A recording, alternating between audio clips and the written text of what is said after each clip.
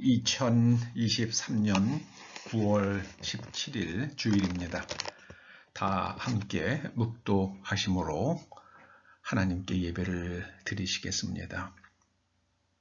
믿음의 주요 또 온전케 하시는 이인 예수를 바라보자. 그는 그 앞에 있는 기쁨을 위하여 십자가를 참으사 부끄러움을 개의치 아니하시더니 하나님 보좌 우편에 앉으셨느니라.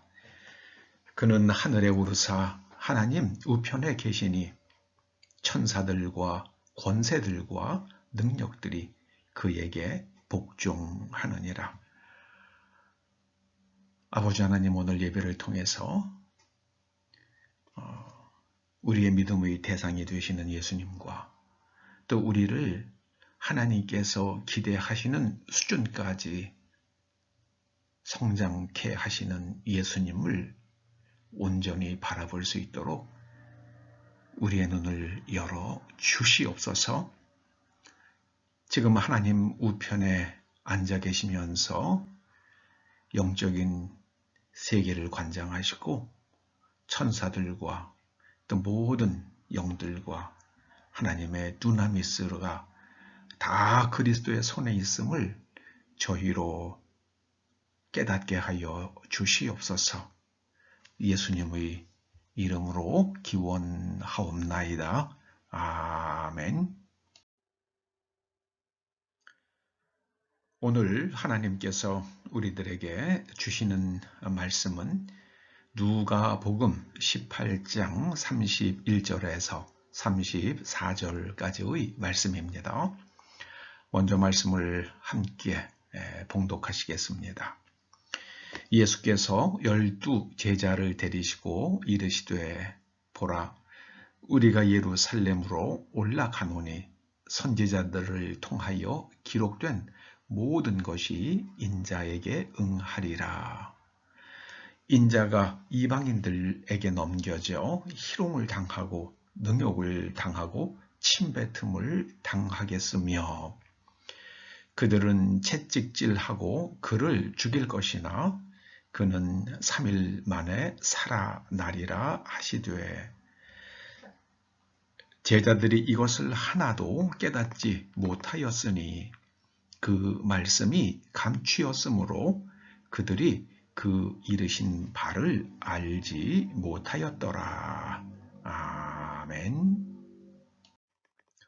오늘 본문 34절은 우리로 하여금 정말 많은 생각을 하게 만드는 말씀입니다.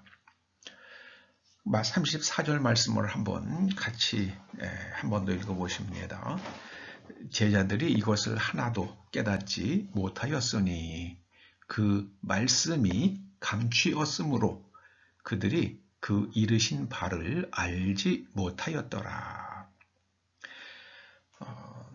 신약 성경에서 말씀하시는 바 계시란 것은 감추어져 있던 하나님의 비밀이 드러나는 것입니다. 계시란 말이 가지고 있는 어감 자체로부터 어떤 신비감이 묻어나기는 합니다만 오늘의 말씀을 통해서 계시가 무엇인지에 대해서 좀 더 정확히 바르게 이해하게 된다면 성경을 더 깊고 바르게 깨닫는데 우리는 큰 결정적 도움을 얻을 수 있을 것입니다. 먼저 계시란 말에 대해서 좀 더 생각해 봅니다. 계시는 지금까지 숨겨져 있던 것이 나타나는 것을 뜻한다고 먼저 말씀을 드렸습니다.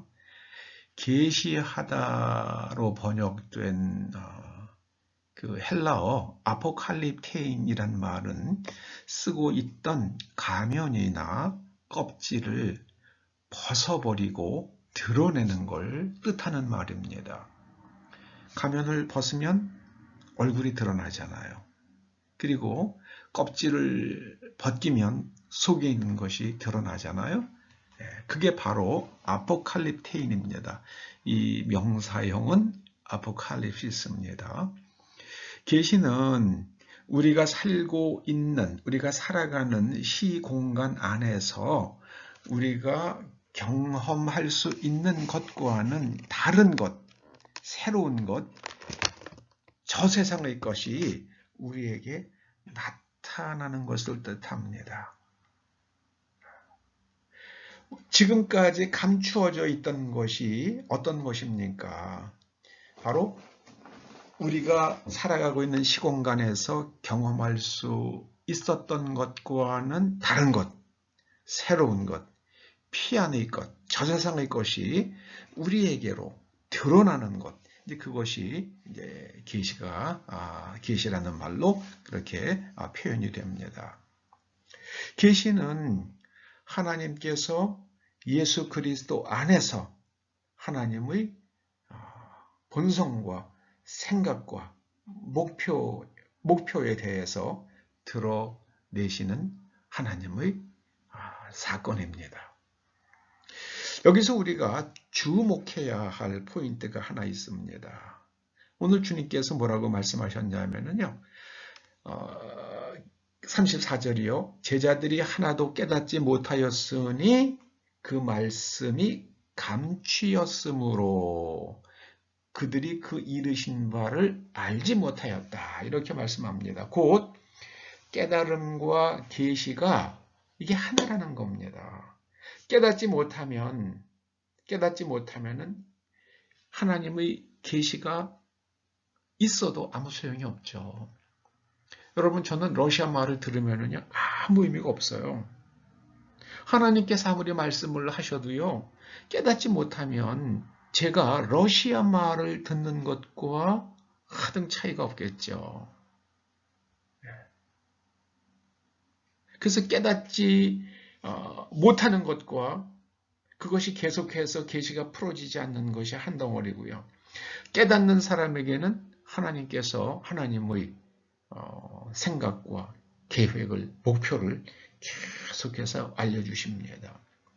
말라기 선지자 이후에, 말라기서 이후에 세례 요한이 등장하기까지 하나님의 말씀이 들리지 않았잖아요. 아무 기록이 없잖아요, 성경에요. 그 이유가 뭐겠습니까? 하나님께서 말씀하셔도 그걸 알아듣는 사람이 없었기 때문이라고 생각할 수밖에 없잖아요. 깨닫지 못하면 계시의 문이 닫힙니다.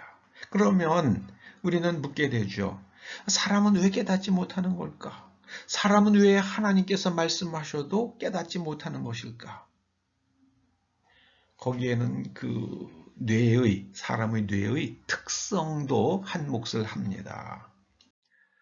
사람의 뇌에는 Reticular Activating System이라고 불리는 신경망이 있다고 그럽니다. 이게 reticular라는 것은 그물처럼 생긴 그런 뜻이에요.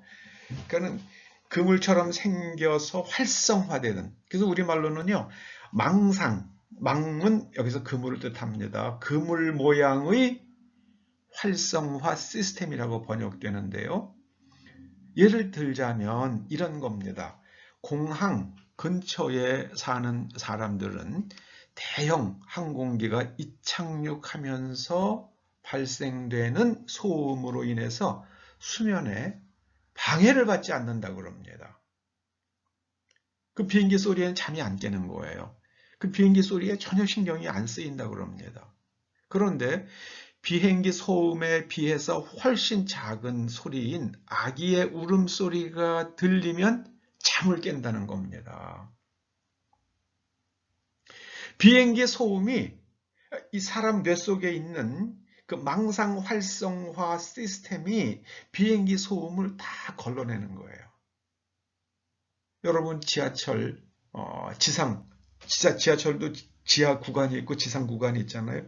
지상 구간의 그 주변에 있는 그 건물에 사는 사람들, 이 소리 들어도요, 방해받지를 않는데요. 신경이 안 쓰입니다. 그게 바로 Reticular Activating System이 그런 데 관심이 가지 않도록 다 걸러내기 때문이라고 그럽니다. 그러면 그 반대로요, 사람이 깨닫지 못하는 이유도 이와 비슷합니다. 사람의 사고력이 작동하지 않기 때문, 생각을 안 하기 때문이에요. 생각을 안 하기 때문이에요. 그 생각하지 않는 이유는 뇌 속에 들어있는 고정관념 때문에 그래. 그건 이미 딱 고정관념이 만들어져서 그냥 그 이상은 아무것도 생각 안 해요. 그건 무조건 그렇게만 가는 거예요. 이게 굉장히 효율적인 거예요. 그런데 이것이 언제나 우리에게 유익한 것은 아닙니다. 그래서 이 자동화 시스템으로 가야 될 것은 가고, 그 다음에 반대로 깨달을 것은 생각을 해서 깨달을 수 있어야만 합니다. 성경은 이렇게 만들어진 고정관념을 가리켜서 견고한 진이라고 부릅니다. 견고한 진. 고린도후서 10장 4절에 나오는 견고한 진이 바로 이런 고착된 생각의 틀을 혹은 생각의 준거를 말하는 겁니다. 여러분이 견고한 진을 무너뜨리려는 작업이 바로 깨달으려는 노력입니다. 근데 여기 지금 참 재밌는 것은요. 깨닫다로 번역되는 헬라어가 쉬니메이예요. 쉬니에미. 쉬는 함께라는 뜻입니다. 여러분 싱크로나이징 그 동시에 하는 거 있잖아요. 크로나이징은 크로노스는 시간이란 말이잖아요. 그래서 싱크로나이징 시간이 동시에 함께. 히에미라는 동사는 이것은 놓다 혹은 보내다 그런 뜻을 가진 말입니다. 그러니까 우리가 깨달으려고 하면은 두 개를 동시에 놓고 바라봐야 한다는 말씀이에요. 함께 놓고 관찰할 때 진실이 보이기 시작을 합니다. 여러분 그 틀린 그림 찾는 그런 그 게임 같은 거 있잖아요. 그 두 개를 갖다 하나는 앞에 놓고 하나는 뒤에 놓고 여기 한번 보고 저기 한번 보고 이렇게 하면은요. 그 틀린 그림 찾는 게 거의 불가능합니다. 그런데 두 개를 딱 붙여 놓고요. 여기 봤다가 저기 봤다, 여기 봤다, 저기 봤다 하면은요. 거기서 뭐 틀린 곳이 3군데 있습니다. 5군데 있습니다. 시간이 좀 빨리 찾느냐, 천천히 찾느냐의 차이죠. 결국에는 찾아지더라고요. 그런데 앞으로 본 그림, 그리고 100번씩 더 돌려서 뒤에 있는 그림 보고 이러면 못 찾습니다. 이러면 찾기 어렵습니다. 정말요. 함께 놓고 볼 때 우리가 깨달을 수 있어요. 어디가 다든지 깨달을 수 있습니다.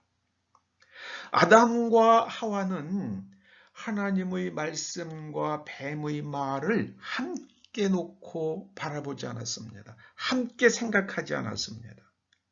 그냥 뱀의 말만 생각했어요. 뱀의 말을 듣고요. 선악을 알게 하는 나무의 열매를 바라보니까 보암직도 하고 먹음직도 하고 지혜롭게 할 만큼 탐스러워 보였어요. 그동안에 하나님의 말씀이 기억나야 되잖아요. 하나님께서는 이렇게 좋은데 왜 이거를 먹지 말라고 그러셨을까? 이거 먹으면 지혜로워질 것 같은데 왜 하나님은 먹지 말라고 하셨을까? 내가 저걸 먹기 전에 정말 저걸 먹으면 지혜로워지는지 사람이 눈이 밝아져서 하나님처럼 될 수 있다고 한다 그러면은 이거를 개에게 먹이면 혹은 원숭이에게 먹이면 사람처럼 똑똑해지겠지. 한번 개에게 먹여보자. 원숭이에게 먹여보자. 너구리에게 먹여보자. 이런 생각을 했어야 하는 것 아닙니까? 그런데 그 선악을 알게 하는 나무의 열매를 먹고 어떠한 변화가 일어나는지 그걸 생각하지 않아요. 만약에 사람이 신처럼 될 수 있다 그러면은 저 너구리가 혹은 저 여우가 사람처럼 똑똑해지지 않을까? 이런 생각해봐야 되지 않을까요? 이게 함께 놓고 생각해야 돼요. 그래야지 깨달아지는 겁니다. 여러분 하나님의 계시가 여러분 머릿속에서 풀어지기를 원하십니까? 그러시면 함께 놓고 생각해야 돼요. 세상에서 일어나는 일, 그래 하나님의 말씀 두 개를 함께 놓고 생각해야만 합니다. 아담과 하와는 함께 생각하지 않았어요. 그냥 그들의 감각을 따라갔습니다. 보암직도 하고 먹음직스럽기도 하고 탐스러워 보이기도 하고 오직 감각을 따라갔어요. 호모사피엔스라는 말이요. 인간을 가리켜서 호모사피엔스라고 그러잖아요. 호모사피엔스. 그 호모사피엔스라는 말을 만들어낸 그 생물 분류학자가 참 대단한 통찰력이 있는 분 같아요. 사페레라는 말에서 나왔다고 그러잖아요. 사피엔스가. 사페레가 맛보다예요. 맛보고 분별하는 거예요. 이게 쓴지 단지, 좋은지 나쁜지. 사람은 맛보고 경험하고 분별하는 존재다. 그래서 경험하고 맛보고 분별해서 그게 쌓이게 되면 그게 지혜가 되는 거죠. 그래서 거기서 한 걸음 나가서 지혜로운 존재다. 뭐 그런 뜻으로도 발전될 수 있겠죠. 사람이 죽으면 다시는 못 살아난다라고 생각하면 이거 죽었다가 살아난다는 말씀이 귀에 들어오지 않습니다. 끝났는데요. 그냥 휙 지나가고 말아요. 내가 사흘 후에 이방인에게 능욕을 당하고 사흘 후에 살아나리라. 사람은 죽으면 끝이라고 생각하는 사람에게는요. 이게 그냥 지나갑니다. 이 귀에 꽂히질 않아요. 귀에 남질 않아요. 예수님께서 이방인들이 인자를 죽일 것이나 그는 3일 만에 살아나리라.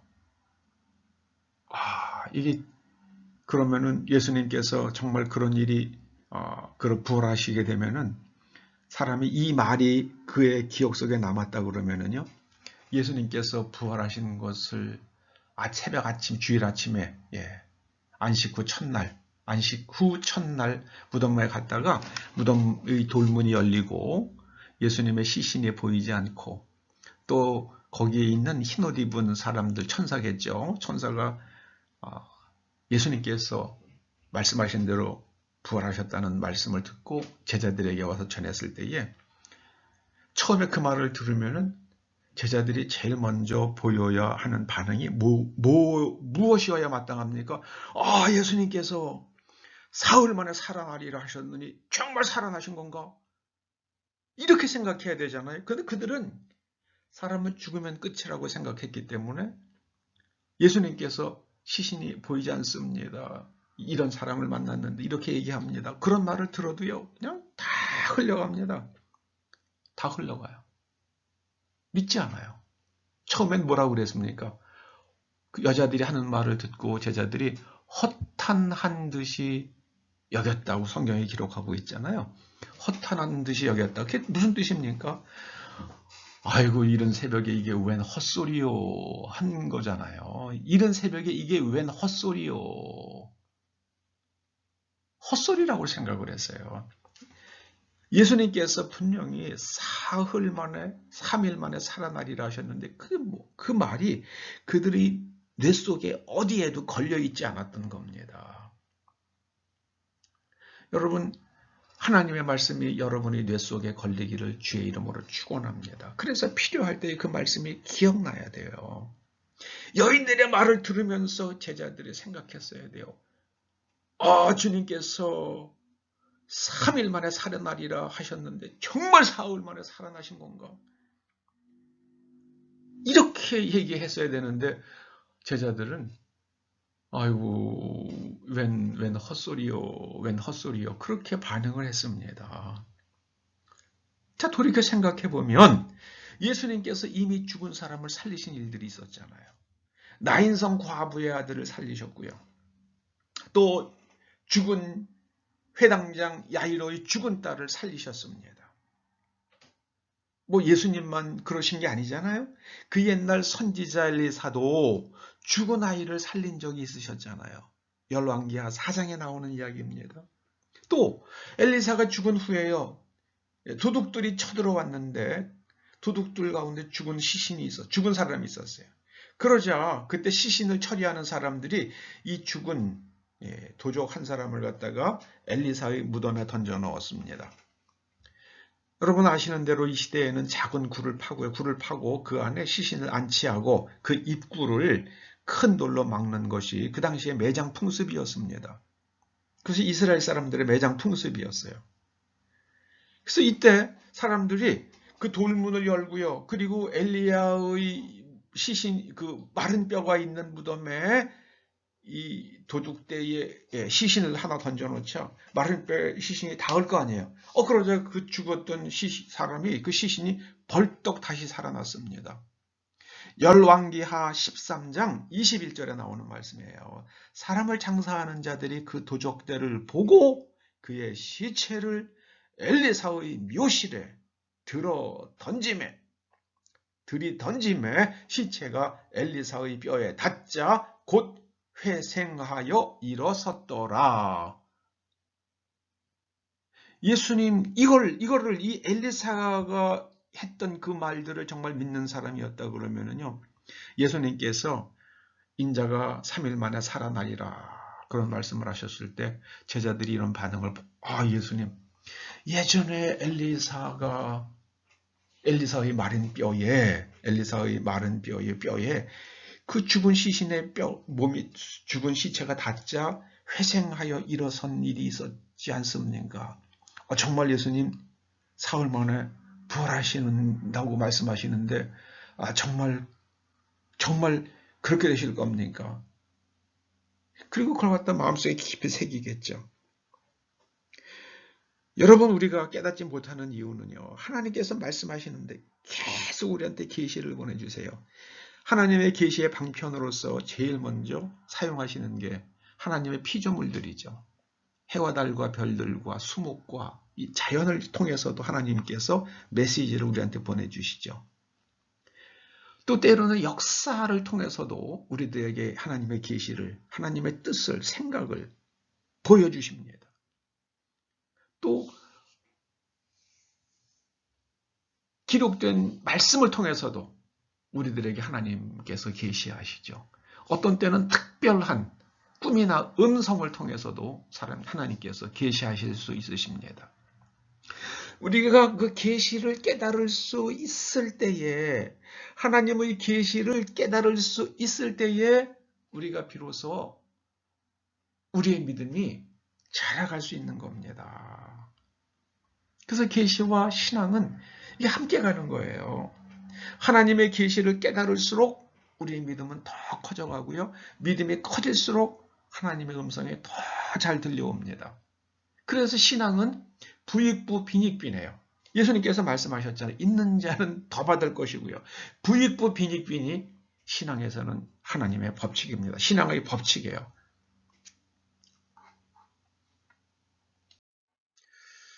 사람의 뇌는요, 반복해서 들으면 그게 당연하다고 생각하고 다른 생각을 못하게 됩니다. 그것이 인간의 뇌의 특성입니다. 사과가 나무에서 떨어지면 땅으로 떨어지고 하늘로 날아가나? 다 그렇게 생각하잖아요. 그런데 사과는 왜 꼭 땅으로만 떨어져야 하나? 라고 질문을 하는 사람이 만류 인력의 법칙을 발견하게 되는 거잖아요. 요즘 우리가 너무나 계속 듣고 있기 때문에 당연히 그렇다고 생각하고 있는 게 하나 있죠. 아무 이견 없이 받아들이는 게 하나 있습니다. 지구온난화입니다. 그런데 참 재미있는 거는요, 제가 중학생 때인 1960년대에는요, 빙하기가 온다고 난리였습니다. 빙하기 온다고 그랬어요. 그러더니 1970년대에 한 10여 년 지나니까 그때는 에어 폴루션 그랬어요. 공해 때문에 사람들 다 죽는다 그랬어요. 또 아직까지 제가 살아있어요. 그 당시에 과학자들이 에어 폴루션을 얘기하는 사람들의 추정으로는요, 전 이미 죽었어야 돼요. 또 아직까지 건강하게 살아있습니다. 근래에는 지구 온난화 떼창을 했어요. 그러더니 요즘에는 갑자기 지구 온난화는 온데간데 없어요. 기후 변화로 싹 제목이 바뀌더라고요. 그리고 기후 변화를 주장하는 사람들이 온 매스컴 난리죠. 온 인류로 하여금 그 지구 온난화의 주범이 이산화탄소라고 굳게 믿도록 만들었죠. 근데 제가 중고등학교 때 배운 지구과학 시간에 배운 거로는요. 옛날에 이 지구에 빙하기가 여러 번 있었잖아요. 그럼 빙하기가 다시 풀리고 따뜻해지는 게 뭐 사람들이 이산화탄소를 많이 만들어서 그랬나요? 그럼 빙하기에 다 얼어붙었는데 무슨 뭐 나무가 있습니까? 뭐 풀이 있겠습니까? 다 얼음이 덮였다면서요, 빙하기 때요. 근데 무슨 이산화탄소 나올 게 어디 있냐고요. 그 다음에 또 지구가 따뜻해졌다가 다시 또 빙하기가 또 왔어요. 또 빙하기가 풀리고 또 따뜻해졌어요. 몇 번 바뀐 거 아닙니까? 그러면 지구의 온도를 빙하기든 온난 따뜻한 시기든지 간에 그걸 결정하는 게 뭡니까? 이산화탄소는 아니죠. 뭐라고 생각해야 됩니까? 제가 보기에는 태양이에요. 태양. 지구는 태양 주위를 공전하잖아요. 그리고 자전하면서 밤이 됐다 낮이 됐다. 이 태양의 메인 별이라고요. 지구에서 일어나는 모든 일은 결국은 태양과 연관이 있는 겁니다. 작년도 노벨 물리학상을 받은 분이 존 클라우저 박사잖아요. 근데 그분이 최근에 한 인터뷰를 통해서 이런 얘기를 하더라고요. 지금 인류가 사용하고 있는, 기상학자들이 사용하고 있는 그 기후 예측 모델에서 가장 중요한 요소가 다 빠져 있대요. 제일 중요한 게 빠져 있대요. 그게 뭐냐면은 구름이라는 거예요. 구름. 태양으로부터 지구 표면에 오는 에너지가 있잖아요. 그런데 지구를 둘러싸고 있는 많은 반 알렌 벨트라거나 뭐 지구 자기장 같은 게 그런 것들을 다 걸러내기도 하죠. 그리고 마지막에 지표면까지 도착하는 이제 에너지들이 있을 거 아니에요. 그 에너지의 5%에서 95% 사이를 좌우하는 것이 구름이래요. 구름이 많이 끼면은 에너지가 거의 95%가 차단이 된대요. 지표면에 내리는 게요. 그러니까는 날이 막 더웠다가도요. 구름이 진하게 끼면은 기온이 뚝 떨어지잖아요. 여러분 기온 뭐 10도, 10도 이렇게 떨어지는 거 이거 어마어마한 사건입니다. 기온이 10도 떨어지는 거는요. 지구 이 대기 전체가요. 근데 그걸 누가 합니까? 구름이 한다는 거예요. 이산화탄소가 온도 상승에 영향이 있대요. 그런데 0.2%래요. 0.2%. 0.2%. 그게 존 클라우저 박사의 연구 결과더라고요. 여러분 두려워하지 마시기 바랍니다. 두려워하지 마시기 바랍니다. 문제는 태양이에요. 그러면서 태양 하나님께서 말씀하셨죠. 태양에 제가 오늘 목회 컬럼에 쓴 말씀입니다. 하나님께서 태양에 권세를 주셔야 돼요. 요한계시록 16장 8절에는 이런 말씀이 있어요. 넷째 천사가 그 대접을 해에 쏟음에 해는 태양이에요. 해가 권세를 받아 불로 사람들을 태우더라. 그러니까 태양 온도가 굉장히 태양의 그 폭발이 굉장히 활발해져 가지고요. 지구에 오는 지표면에 도달하는 태양 에너지가 사람들을 태울 만큼 지구가 뜨거워질 것이다. 이미 예수님께서 말씀하셨어요. 저는 그 길로 가고 있는 과정이라고 생각을 하지 이산화탄소 그거 아닙니다. 이거 하나님께서 넷째 대접을 지금 해에다가 쏟고 계시는 거예요. 그게 제가 계시록을 읽으면서 깨닫는 하나님의 계시입니다. 이 하나님의 계시잖아요. 책 이름이 계시잖아요. 계시. 예. 신약 성경에 이 계시에 대한 계시라는 말이 나오는 구절들이 여러 개 있어요. 그거 살펴보면은 우리가 계시를 얼만큼 깨닫는가 하는 것이 신앙의 수준과 아주 연관이 깊다는 것을 알 수가 있습니다. 계시가 풀어져야지 우리가 하나님을 알아요. 하나님을 아는 것만큼 우리의 믿음이 자랍니다. 마태복음 11장 27절 보세요. 내 아버지께서 모든 것을 내게 주셨으니 아버지 외에는 아들을 아는 자가 없고 아들과 아들의 소원대로, 아들은 예수님이시죠. 계시를 받는 자 외에는 아버지를 아는 자가 없느니라. 우리는 계시를 받아야 하나님을 알 수 있습니다. 하나님을 알아야 우리의 믿음이 성립이 됩니다. 로마서 16장 26절이 말씀합니다. 이제는 나타내신 바 되었으며 영원하신 하나님의 명을 따라 선지자들의 글로 말미암아 모든 민족이 믿어 순종하게 하시려고 알게 하신 바 그 신비의 계시를 따라 된 것이니, 그 신비로운 계시를 따라서 우리가 믿고 순종하게 하신다. 계시를 따라가면 우리의 믿음이 더 커지고요, 순종하게 됩니다. 계시를, 하나님의 비밀을 깨달으셔야만 됩니다. 함께 놓고 생각하셔야만 됩니다. 고린도전서 14장 6절이 말씀합니다. 너희에게 나아가서 방언으로 말하고 계시나 지식이나 예언이나 가르치는 것으로 말하지 아니하면 너희에게 무엇이 유익하리요? 방언은 다른 사람이 못 알아듣잖아요. 카이알라스카만 알아도 이게 무슨 말인지 모르잖아요. 그러니까 하나님께서 이렇게 말씀하십니다라고 계시나 지식이나 예언으로 가르쳐야 된다는 말씀이죠. 그 계시는 인간이 이해할 수 있는 수단을 통해서 우리에게 전달된다는 말씀입니다. 고린도전서 14장 26절이 말씀합니다. 너희가 모일 때에 각각 찬송시도 있으며 가르치는 말씀도 있으며 계시도 있으며 방언도 있으며 통역함도 있나니 모든 것은 덕을 세우기 위하여 하라. 모든 것을 덕을 세우기 위하여 하라. 덕을 세운다는 것은 사람이 점점점 커져가는, 믿음이 점점점 높아지고 커져가는 거예요. edify입니다. edify 영어로는요. 그런데 계시의 말씀은 우리의 믿음을 자라게 합니다. 계시도 있으며 덕을 세우기 위함이라. 그래서 계시와 신앙은 한 덩어리로 갑니다. 하나로 갑니다.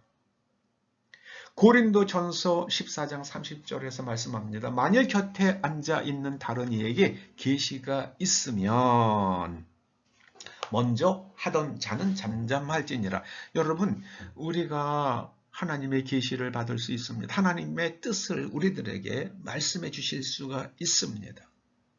고린도후서 12장 1절 말씀합니다. 무익 하나만 내가 부득불 자랑하노니 주의 환상과 계시를 말하리라. 주님께서 사도 바울에게 환상을 보여주셨고 계시를 들려주셨다 그러면은 우리들에게도 그리 하십니다. 고린도후서 12장 7절이 말씀합니다. 여러 계시를 받은 것이 지극히 크므로 너무 자만하지 않게 하시려고 내게 육체의 가시 곧 사탄의 사자를 주셨으니 이는 나를 쳐서 너무 자만하지 않게 하려 하심이라. 계시를 받으면은요 사람이 교만해질 수가 있다 그렇게 말씀하십니다. 그래서 하나님의 계시를 받을 때는 언제나 겸손해야 돼요. 언제나 마음을 낮추어야만 합니다. 내가 계시를 받았으니까 너희들 내 앞에 무릎 꿇어 이렇게 되면은 이게 이단되는 겁니다. 갈라디아서 1장 12절이 말씀합니다. 내가 사람에게서 받은 것도 아니요 배운 것도 아니요 오직 예수 그리스도의 계시로 말미암은 것이라. 부디 예수 그리스도의 계시가 여러분들에게 임하기를 주의 이름으로 축원합니다.